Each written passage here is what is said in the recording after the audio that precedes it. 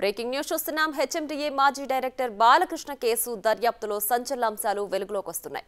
మాజీ సీఎస్ సోమేష్ కుమార్ ఆస్తులపైన ACB focus చేసింది. రెరా సెక్రటరీగా బాలకృష్ణ ఉన్న సమయంలో చైర్మన్ గా సోమేష్ కుమార్ ఉన్నారు. ఆ సమయంలోనే యాచారంలో 25 ఎకరాలు సోమేష్ భార్య పేరుతో రిజిస్ట్రేషన్ అయింది. యాచారంలోని సర్వే 249, 260లోని వ్యవసాయ భూమి సోమేష్ కుమార్ భార్య జ్ఞాన్ ముద్ర పేరుతో రిజిస్టర్ చేశారు. ఈ ల్యాండ్ పై ఏసీబీ వివరాలు సేకరిస్తోంది. బాలకృష్ణతో లాభాలు పొందిన అధికారుల చిట్టా బయటకు తీస్తున్నారు. సోమేష్ కుమార్ కు 25 ఎకరాల భూమి ఎలా వచ్చిందన్న దానిపై ఏసీబీ దర్యాప్తు చేస్తున్నారు.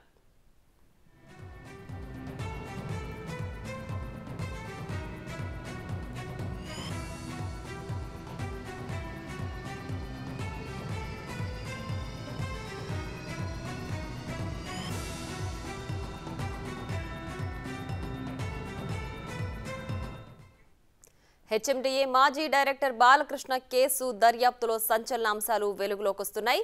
మాజీ సీఎస్ సోమేష్ కుమార్ ఆస్తులపైన ఏసీబీ ఫోకస్ చేసింది. రెరా సెక్రటరీగా బాలకృష్ణ ఉన్న సమయంలో చైర్మన్ గా సోమేష్ కుమార్ ఉన్నారు. ఆ సమయంలోనే యాచారంలో 25 ఎకరాలు సోమేష్ భార్య పేరుతో రిజిస్ట్రేషన్ అయింది. యాచారంలోని సర్వే 249, 260లోని వ్యవసాయ భూమి సోమేష్ కుమార్ భార్య జ్ఞాన్ ముద్ర పేరుతో రిజిస్టర్ చేశారు. ఈ ల్యాండ్ పై ఏసీబీ వివరాలు సేకరిస్తోంది. బాలకృష్ణతో లాభాలు పొందిన అధికారుల చిట్టా బయటకు తీస్తున్నారు. సోమేష్ కుమార్ కు 25 ఎకరాల భూమి ఎలా వచ్చిందన్న దానిపై ఏసీబీ దర్యాప్తు చేస్తున్నారు.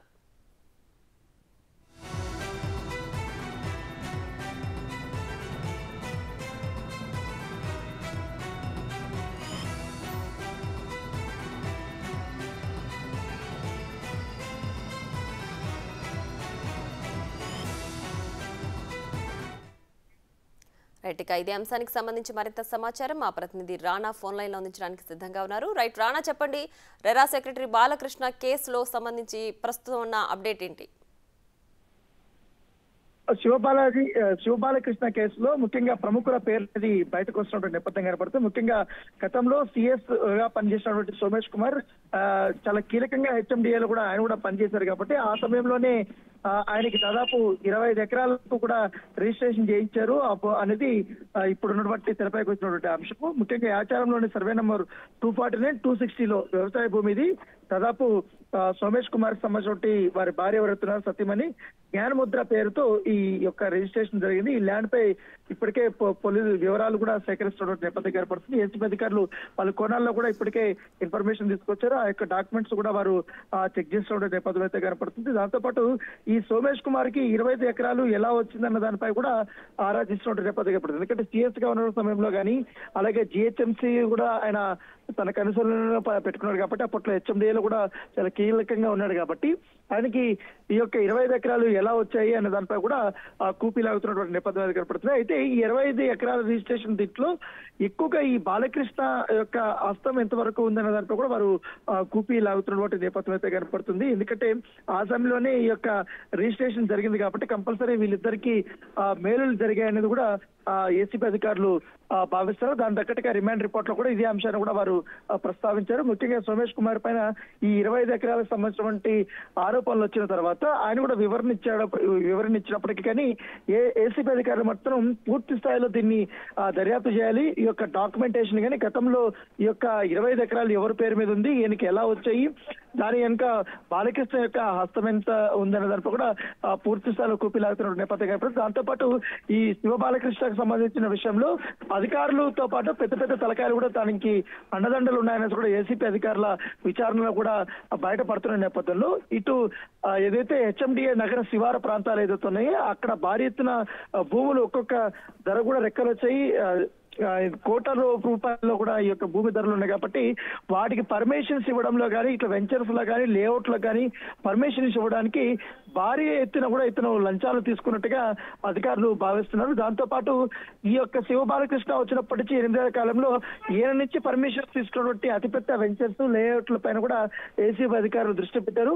వారికి ఏ నిబంధనలు దృష్టిలో పెట్టుకొని అనుమతులు ఇచ్చారన్న దానిపై కూడా నిబంధనల ప్రకారమే అనుమతులు ఇచ్చారో లేదని కూడా వారిని కూడా మరోసారి ఆ వెంచర్స్ యొక్క ఓనర్స్ కూడా అధికారులు విచారించే అవకాశం ఉన్నట్టుగా మనకు సమాచారం. ఆ డాక్యుమెంటేషన్స్ అంతా మరొకసారి చెక్ చేసే అవకాశం ఉన్నట్టుగా సమాచారం అవుతుంది.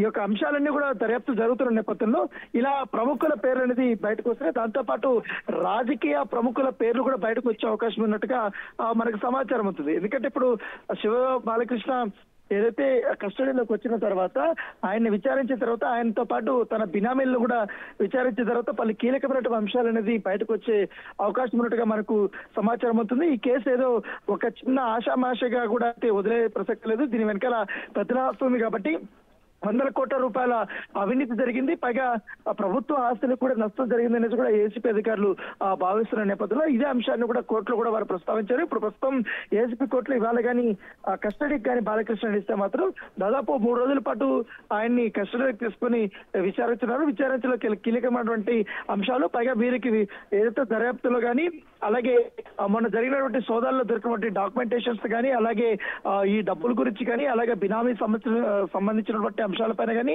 అలాగే ఏసీపీ అధికారులకు ప్రాథమికంగా ఉన్నటువంటి ఇన్ఫర్మేషన్ బేస్ చేసుకుని పూర్తి స్థాయిలో ఆయన్ని విచారించబోతున్నారు. విచారించిన తర్వాత ఈ యొక్క లాకర్స్ కానీ అలాగే బ్యాంక్ అకౌంట్స్ పైన కానీ పూర్తి స్థాయిలో దర్యాప్తు అయితే జరగబోతుంది. Priya. Right Rana, thanks for the updates.